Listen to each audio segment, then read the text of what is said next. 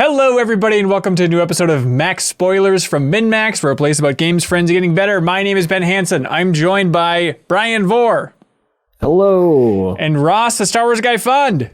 Hey, I'm coming in live from Budapest. Yeah, Pest. Very interesting. Our entertainment compatriots here. Welcome, everybody. We're here to spoil everything about Marvel's Black Widow. If you haven't seen Black Widow, run away. Don't listen to this yet, unless you don't care at all, in which case, why are you listening to this? Your life is confusing, but thank you for being here. You can unlock the podcast version of this discussion if you support us over at patreon.com/MinnMax with 2 N's at the $5 tier. And if you support us at any tier over there, you can compete in Trivia Tower, which is our video game trivia competition that's happening Monday, July 12th at 7 p.m. Central. So if you want to compete and win some great prizes like an Astro 40 headset and a bunch of game codes, you can jump in and support us just for $2. Just 1 month, Brian Vore, at $2, and you can win a sweet headset and prove to the world that you know a lot about video games. What's better than that?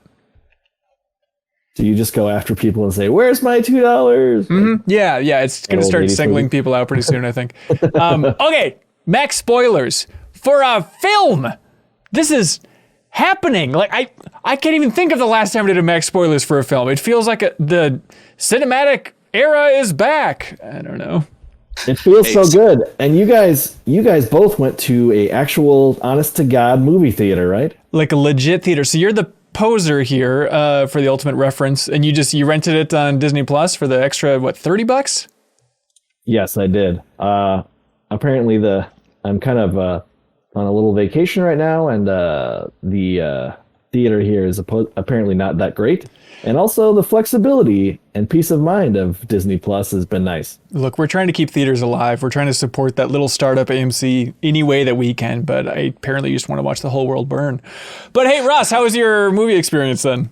Oh my God, seeing a movie in a theater is just amazing. I've done it twice in the last week now, and that's the first 2 times I've been back for a new release in a theater. And the other one I saw was Fast 9. Of course. And that was unbelievable. And Black Widow, I also had a great time. My wife and I went here, and she said that this was one of her top Marvel movies. Really? Yeah. Ooh. That's interesting. And maybe we made a fatal flaw by it being the 3 of us, because I went with Ben Reeves, friend of the show, and his wife. And after, his wife was like, I cried multiple times during that. Like, that really worked. But hey, is this, maybe it's a new thing for Marvel, like kind of a sister relationship?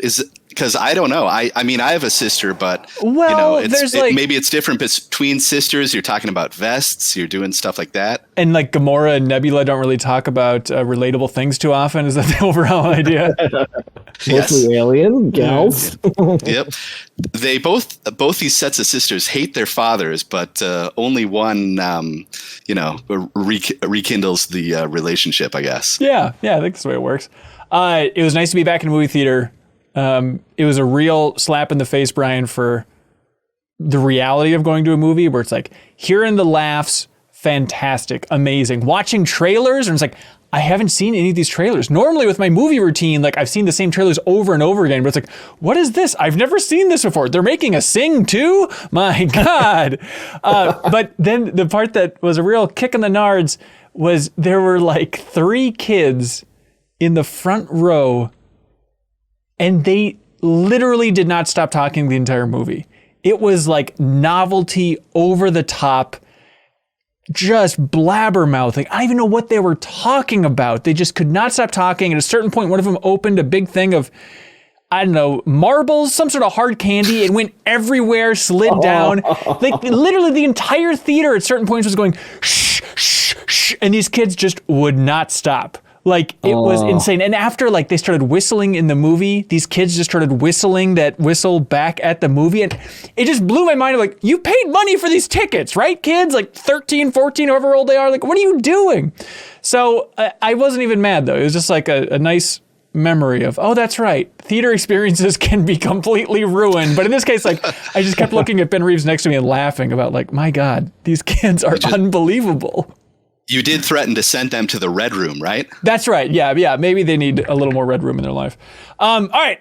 Black Widow, the big new film. It's been a long time coming. This is like the weirdest release for a bunch of reasons, but This movie, I feel like, came out of nowhere with the announcement. I should have gone back and looked at the news stories, but I feel like normally with Marvel, we see like the slate for, they're making Blade in 2024 or whatever the hell. Like we have such a good roadmap. And I feel like this was just fairly out of the blue, even in terms of like the rumor mill for Marvel. About like, we're doing a Black Widow movie and it's coming out real soon. It's kind of like that post-Infinity War Endgame stuff. And then it was here. And then it was yanked away from us by a deadly disease. Now I've just been sitting on this for so long. Ross, like, where was your hype level at before going into Black Widow? I've just been so excited to get back in the theater that was a big thing. But it knowing that, okay, this is max spoilers, so we know that Black Widow is dead at the end of Endgame, and knowing that this is like a flashback type movie, they very clearly place it right after the events of Civil War with, Captain America's team being on the run or in prison. Yeah. And it ends with her, going to break them out. That's kind of weird. And, it got delayed by a year, but it almost feels like it got delayed by 6 years. Like this should have come out. It would have had a greater impact, I think, if it had came out right after Civil War.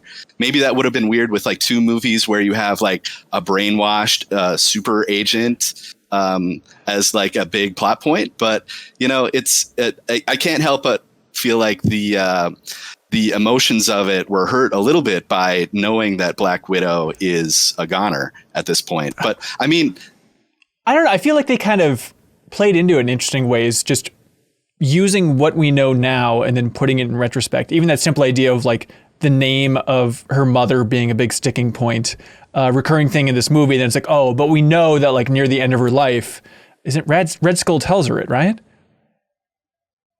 Am I misremembering? You got me. I do not remember if he tells her that. I thought there was that moment where like they say the name of the mom and she's like, I didn't even know that. Interesting. Oh yeah. I remember that big bomb drop. Yeah. Sally or whatever it was. I don't know. I don't remember what it was. I think that's when it came out. I don't know what it says about me that I don't remember that, but I did remember that she said, thank you for your cooperation after interrogating somebody else. And when she said it in this movie, I was like, oh, a great callback. Oh, the catchphrase is back. Yeah. The mother name just goes over. Yeah, it was during the Loki interrogation in Avengers 1, right? Yes. Where she was, pretending that he was getting in her head, and he even brought up a lot of stuff from her past, including Dreykov's daughter, right? Yeah, I went back and watched that scene just because I'm like, it's like all the terrible stuff you did, including Dreykov's daughter, which we'll come back to in another decade when we finally do a movie on you. Yeah. Yep. I think he also mentions like, oh, and there's Sao Paulo and the hospital fire, all these other things, which, if Black Widow makes $1 gazillion, which it probably will, like maybe they could keep making more of these in that time frame, go to all of her Red Ledger moments, those classic Red Ledger moments. But yeah, like trying to square this movie in the larger MCU is interesting just lore wise. Obviously, they know their universe and they can go back and say, okay, Loki mentions Dreykov's daughter. That has to be a plot point.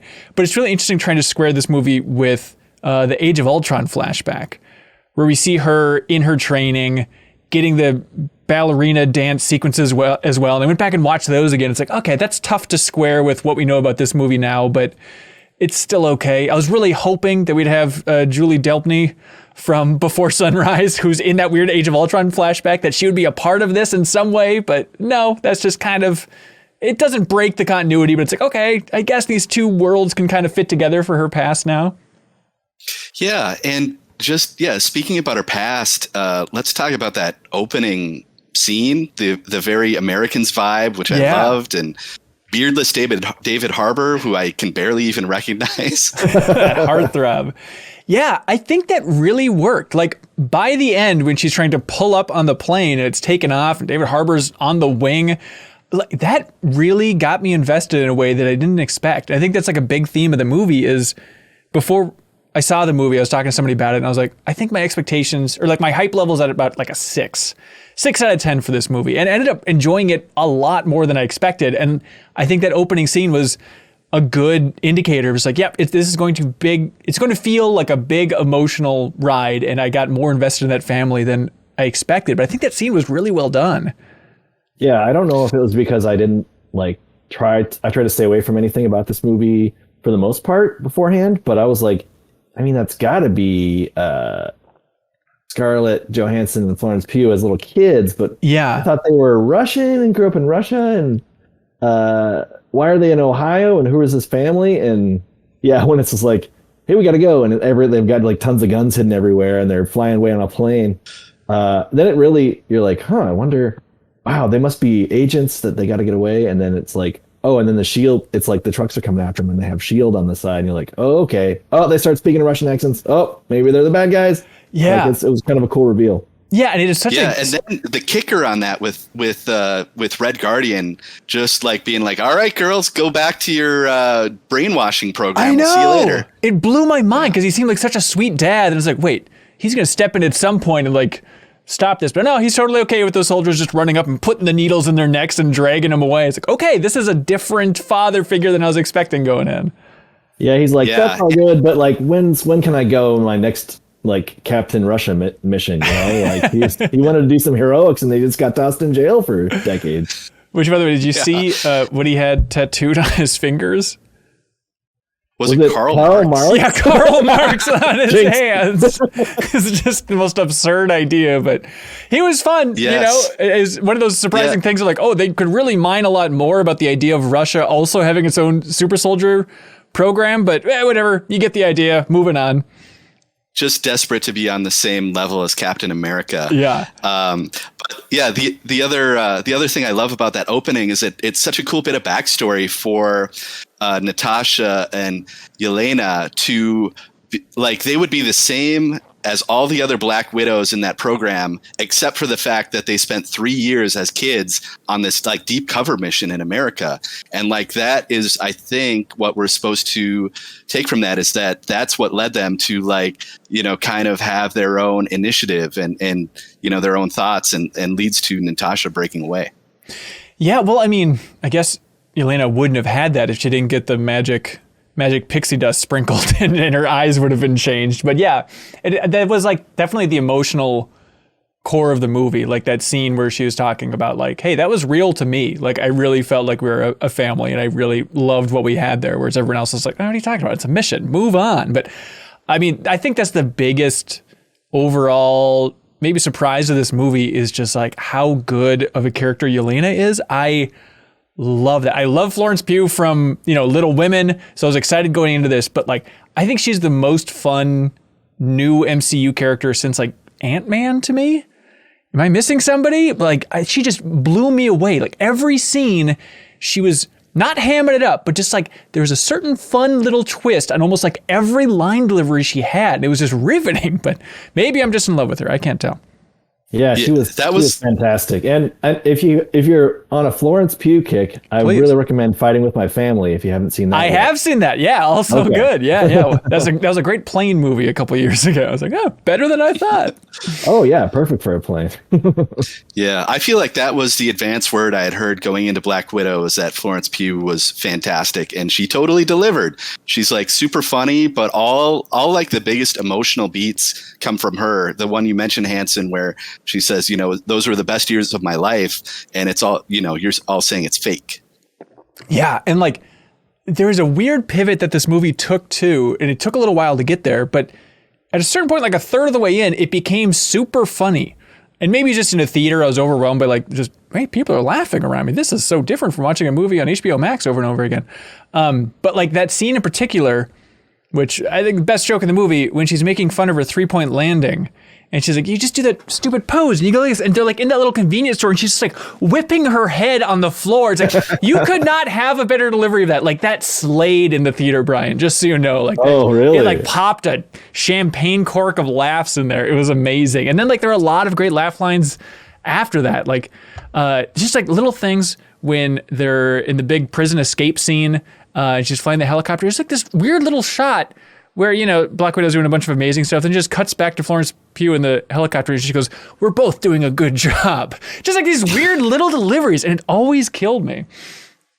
Yeah, I totally agree, but I thought the movie really got going as soon as they broke Alexei out of prison, and you get the family dynamic going again, and, you know, he's all like, you know, I'm so proud of you. You became the greatest child assassin in history. Right. There's so much red like in your shaking ledger. their arms and they're just like flopping. Like he's trying to hype them up. Come on, you guys turned out great. Yeah, I mean, it's so weird. They could have taken that so many different directions, and to kind of play him for jokes, I think is a relief. It's fun. They let him be a fun character because it very easily could have been like, he is almost as bad as the big bad guy in the movie for like letting his own daughter, well, not his own daughters, but these kids go through this on his watch. But instead, it's just he just basically gets to be like stupid Mr. Incredible. Like that whole scene where he's like putting his suit back on. It's like, this is just the teaser from The Incredibles, but I'm on board with it. And of course I overthought it too, because it's like, oh, but then Jack Schaefer was a writer on this movie, and she also was the showrunner and writer for Wanda Vision. And there's also that Wanda Vision big Incredibles scene of the whole family's ready to fight. So maybe she's the Incredibles connection here.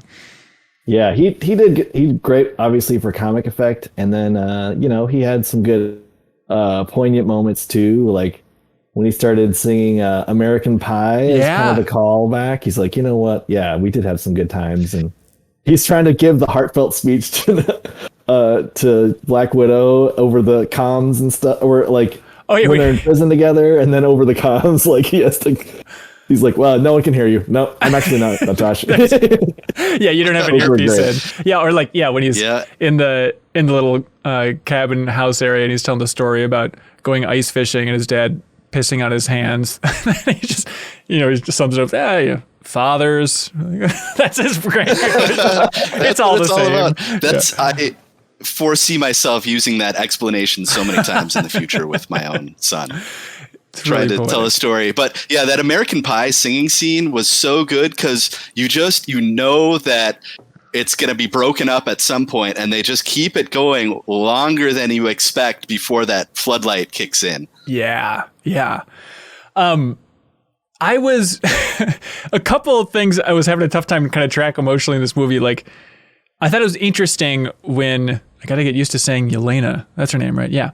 When Yelena was talking about was kind of trying to shame a little bit Black Widow for her past, being like, you killed the guy's daughter, and like you're a hero to all these little girls, but you're a killer. Like these little girls looking up to a killer, and it's like, oh, those are interesting ideas. And then basically the next scene is her in that helicopter, like taking a rocket launcher and like killing all those people in the tower, then like starting the avalanche and apparently not killing that they just murdered hundreds of innocent people relatively in that prison. It's crazy. Yeah, how many political prisoners do you think were in that Right, exactly. Probably at least half of them. Yeah, oh, absolutely. And the other one that really threw me for a loop was maybe I was missing something because I was too focused on the kids being little crap heads in the front row. But like the moms kind of flip. I didn't quite understand. Going from her like removing all oxygen from that pig for a while and talking about like, oh, people need to be controlled, to helping mastermind the toppling of this entire organization. Was it just as simple as she's reunited with the family and remembered that it was good? Yeah, they played it a little close to the vest to preserve the surprise of the unmasking, I think. But they were having that conversation about, how Natasha turned out the way she turned out. And, she was like, how did you keep your heart or whatever? And I think what we're meant to take away from that in retrospect was that was her kind of, reconnecting with her and, deciding to be on the side of good. Kind of the whole family, I guess, realizes that they've all been victims together of Dreykov and the Red Room and stuff. And I think that's kind of what bonds them back together. But yeah, I think it was the heart thing that was where you're supposed to retroactively be like, that's where they reconnected. Gotcha. Yeah. Even though I was surprisingly invested in this movie and I enjoyed it overall, I think I was trying to figure out the Dreykov stuff.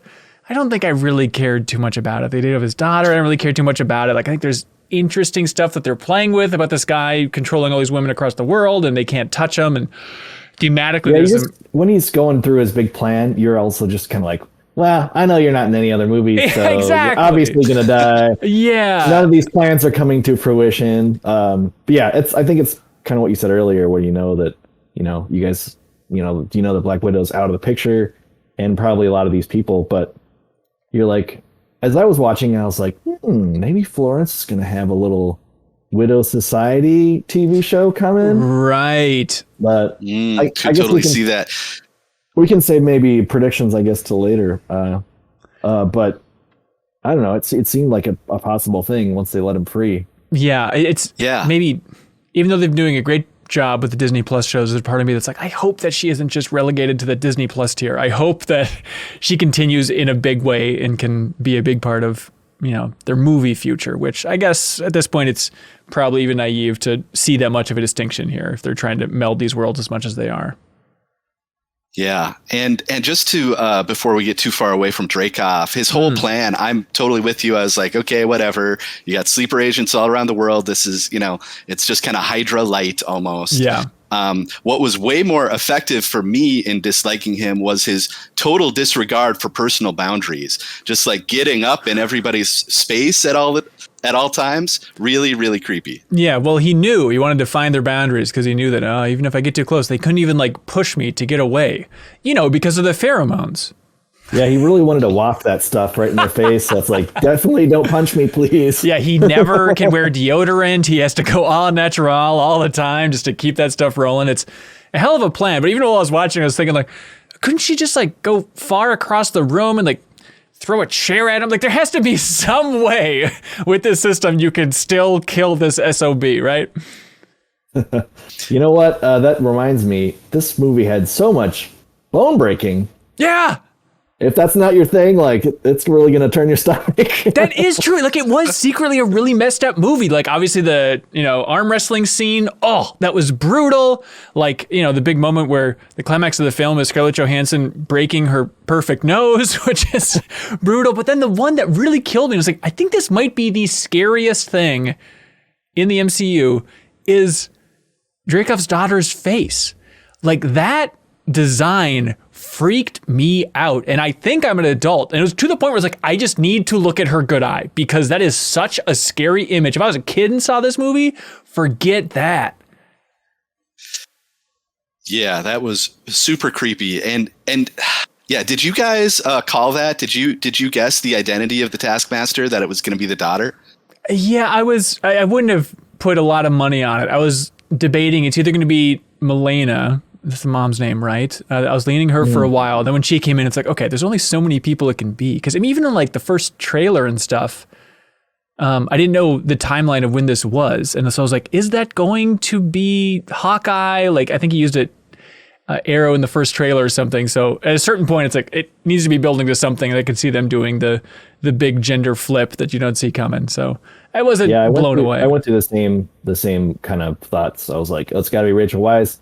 And then once she's walking around with the pigs, I'm like, oh, geez, well, I guess now the only one they've been talking about the whole time is Dreykov's daughter, so got to be her. Yeah. But I do like that they try to fool you because every female superhero has the boobs built into the chest plate. Right. And this one had a flat one, and people called him a key and stuff to kind of throw everybody off. Yeah. That really worked for me, too, is kind of that the early Taskmaster stuff I thought was awesome. Mainly just because I really like Terminator and No Country for Old Men and stuff. But I love that idea of this guy is not going to stop. We'll hunt them down. He's 2 steps ahead of you. And even just that simple, it's very Last Crusade, but I love that idea of when she brought back the magical serums. She's like, you brought it back? I shipped it to you. You're supposed to take that away from me.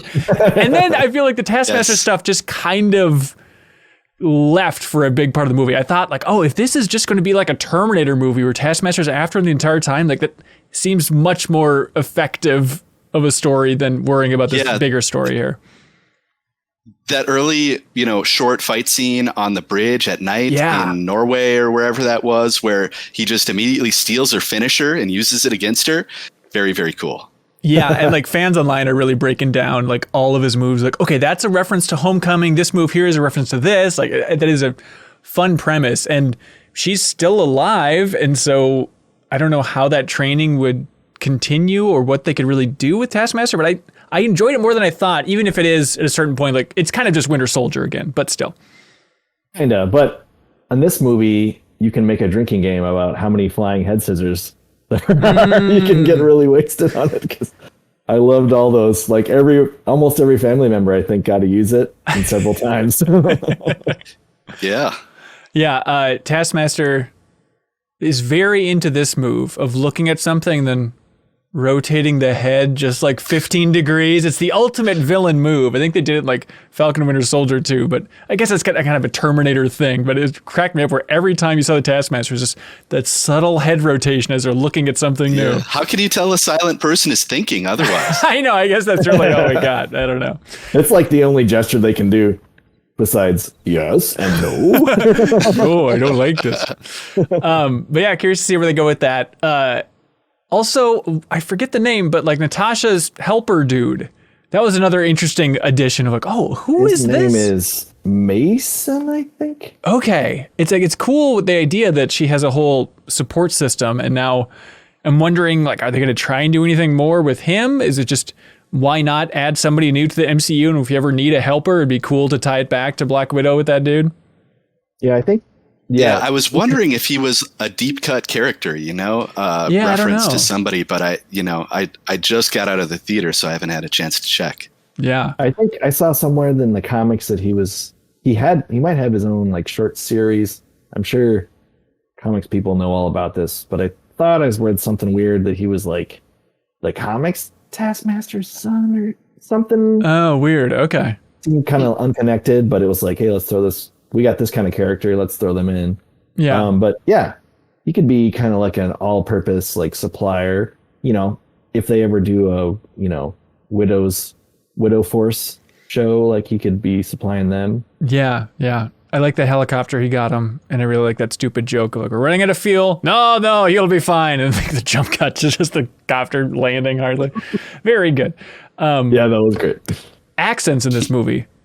I was almost hoping throughout it, like, I hope Florence Pugh can drop that accent at a certain point, but maybe I just have traumatic memories of the weird version of Wanda and her accent being all over the place. It's like, I feel bad that now she's like burdened with this accent, but maybe she's such a good spy. Next time we see her, she can just like snap a finger and be like, oh, now I'm back to my childhood American accent. Good old Ohio. Yeah, I'm sure that they will have the option of doing the Wanda thing where as you move on successively, she can drop it more and more over time. But, she makes such great use of it and she's so good at it that I wouldn't even mind if she kept the Russian accent for future appearances. I'm sure Russians are annoyed by it. If you're Russian, please leave a comment. Let us know what you think of it. But yeah, I thought she sounded good throughout the entire thing. I think it was more convincing, than Wanda's accent going throughout all that. The ending impressive too. With when speaking of like the gal, like the Rachel Weisz and Scarlett Johansson being able to swap faces, like, man, Rachel Weisz is great. She's like looks the same in the current and in 1985, and you totally buy it, and she can fit into a Scarlett Johansson jumpsuit still. Like, yep, she's just the best. What has she been doing? Post Mummy. What's been going on over there? The Mummy. I was going to make a Mummy reference, but everyone wants a Mummy reference. Oh, she went from being in the Mummy to being the Mummy. I don't know. That's not a joke. We'll edit that. We also got a fun little comedy line too. When after everything's said and done, it's like, "Are you okay?" She's like limping up. She's like, "I am clearly injured. I have a broken bone here." Yeah. After the entire airship came down, that was such a wild idea. So, didn't they say that he changed the location of the Red Room every once in a while, or was it implying that it had been up there for a while, or does that thing just fly around and that's why the location's changing? Yeah, I think it was like assumed that he was changing it all the time because nobody could find him. But the true reveal is that it has been in the atmosphere this whole time. Clearly invisible to satellites and the naked eye, I guess. Yeah, that's fine. It was, I guess, cool to have the big climax of everybody falling at the end. That ground came up fast. I thought we were still far away from the ground. All of a sudden, I was like, oh, okay, we're there. My main complaint about the movie was that I was down for like a 5 to 10 minute skydiving fight scene, and that didn't happen. Yeah. The ending, post credits, when she visits the grave and she does her little whistle. I mean, I was just praying as hard as I could, fingers crossed in the theater, like, don't have Natasha be alive. Don't have her whistle off to the side, please. And then it was best case scenario where it's like, nope, we just get more Julia Louis-Dreyfus's character, which this was supposed to be the reveal of her and not in Falcon and the Winter Soldier, which I'm still trying to wrap my mind around because they do such a good job of setting her up in Falcon and the Winter Soldier that I wonder if they re-edited this to make it less of a setup because there isn't much of an explanation of who this is. They would have had to re-edit it if this was intended to be, because they never even say her name more than as a passing reference, where she totally introduces herself to John Walker or whatever that fake Captain America's name is. So they if this was filmed first and intended to be first, they definitely would have had to. But that was super exciting. I mean, I love Julia Louis-Dreyfus for one thing, and the fact that she's like kind of building her own group of heroes / villains / who knows what. It's like, I don't know what that's leading to, if it's going to be Thunderbolts or Dark Avengers or something like that, but I'm in for it for sure. Well, it's more interesting now that it's like kind of more of a moral gray area, whereas before it's like, okay, it's easy, I think, to slap that label on her. It's like, okay, she's evil Nick Fury, and now she's got U.S. agent. But now the idea that Black Widow #2, or whatever we're calling Florence Pugh's character, like, I don't think she's as bad as U.S. agent, but then they kind of tried at least to redeem U.S. agent in that show as well by the end. So maybe this is just going to be a slightly darker alternate team. Well, they are sending her after Hawkeye, right? I guess that's a good point. You're right. I guess that's a pretty evil thing to do in terms of the Avengers story. Yeah, I did look her up, and she is listed on IMDb as being in the new Hawkeye upcoming show, which I'm glad I didn't really know before this movie came out. Yeah, that was a nice surprise when she handed over the giant iPad. But yeah, it definitely made me a lot more interested in the Hawkeye show, because Hawkeye's fine. I'm excited for Haley Steinfeld. Is that what her name is? I love True Grit, so I'm still coasting on that True Grit love. So I'm excited to see her in that show. But all right, now like larger story, if we get Florence Pugh and True Grit lady together, that sounds fantastic. Yeah, I like. Yeah, and I don't know that the hunter is kind of like, Hawkeye has always been kind of like a hunter, like sneaky guy, but like the fact that he is going to be hunted in this show will be good. Is there any chance that they don't, obviously fight for at least an episode or two, and then they come to an understanding? Oh, that'll be immediate. Yeah, they'll talk about Natasha. I mean, that's going to be probably episode 3, Oh, yeah. Yeah, for sure.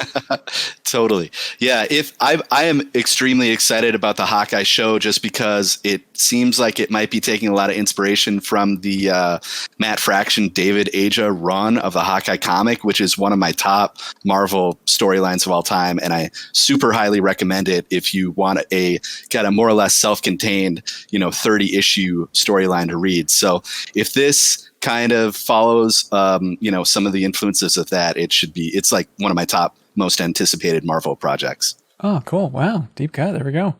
I was confused in going back to watch the Avengers and that scene with Loki.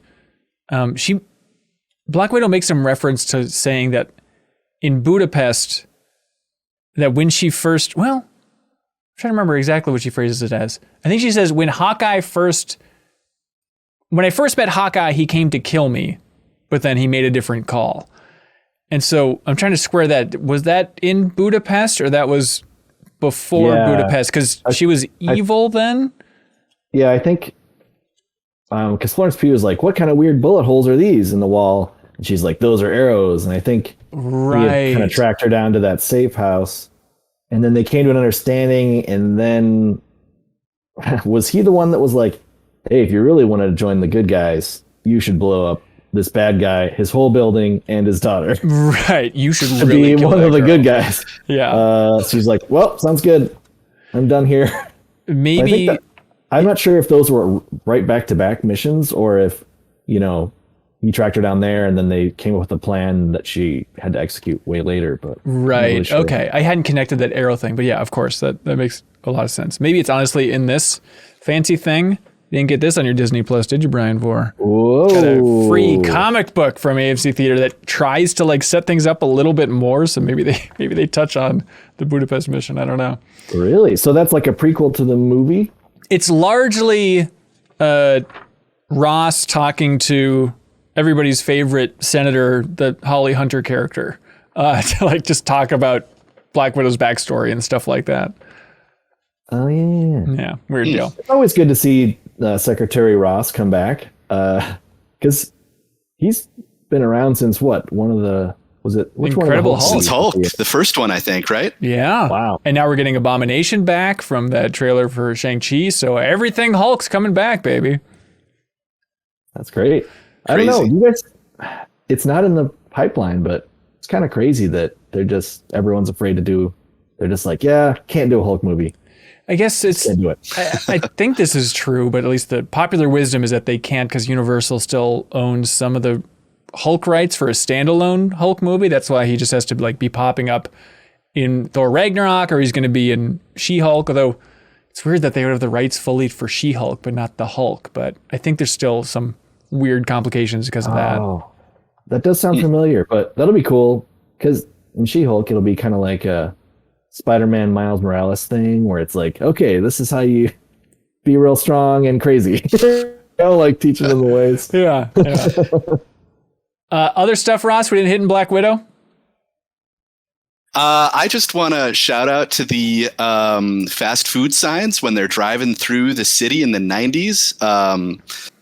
It made me really hungry for a Frisco burger from a 90s Hardee's. Nothing better. If you have one stored, please let us know. Please ship it to us. That's Black Widow. Brian, are we missing anything? I didn't have too much time to look up all the juicy side stuff, but I think we hit the major bullets. But yeah, it was a lot of fun. Great time. It was great to see a bunch of gals kicking butt, especially compared to kind of Black Widow's first appearance in the Iron Man stuff. Right. You kind of look back today and you're like, ooh, but now it was just like definitely passes the Bechamel test. Right. The Bechdel test. Bechdel like 20 times over. Yeah, it's crazy. Even, I mean, Wikipedia informed me of this, which I completely forgot about, that apparently back in 2004, the original director for a Black Widow movie was David Hayter, voice of Solid Snake himself. What? Yeah, he was going to write and direct the Black Widow movie, and he's like, oh, I'm really into it. I guess I've read an old interview with him where he's like, I named my daughter Natasha because I'm so into Black Widow, and that just completely fell by the wayside. But I'm curious if he's tweeted about the Black Widow movie now. It'd be kind of interesting to hear his take on a movie finally coming out for this character that he wanted to direct the film for so long ago. Oh, that's crazy. Well, it's one other thing I meant to bring up too is that weren't you guys saying that the Wanda Vision security clip where she busts in and grabs Vision's body was the original kind of bonus credit thing for this movie? Or did I just read that somewhere? I don't think I heard that anywhere. I didn't know that. I thought I read that somewhere where that was kind of the original idea, and then that was going to set up WandaVision, and then they had to switch things around. Oh. So I do wonder. And you guys heard that Julia Louis-Dreyfus was going to be mixed into this, right? Yeah. Like from the start, like always was going to be a part of it. Right. So that was probably like the second credits thing or something for Wanda, maybe. Interesting. It's when it comes to credits videos, you can really just throw in as many as you want and people just eat them all up, right? Yeah, whatever you want. Just throw it in there. Yeah. Yeah. And speaking of credits, we did not mention the opening title sequence, which is very rare for a Marvel movie to have, and was super effective with the clips of her Red Room training and her, her fake American life and all that stuff. Just with the cover of Nirvana, Smells Like Teen Spirit, it really got me hyped, and I was like, I can't believe Marvel is actually doing one of these. Yeah, that definitely was different. There's one moment, there's a line in that song or a certain word that I guess I won't even say now.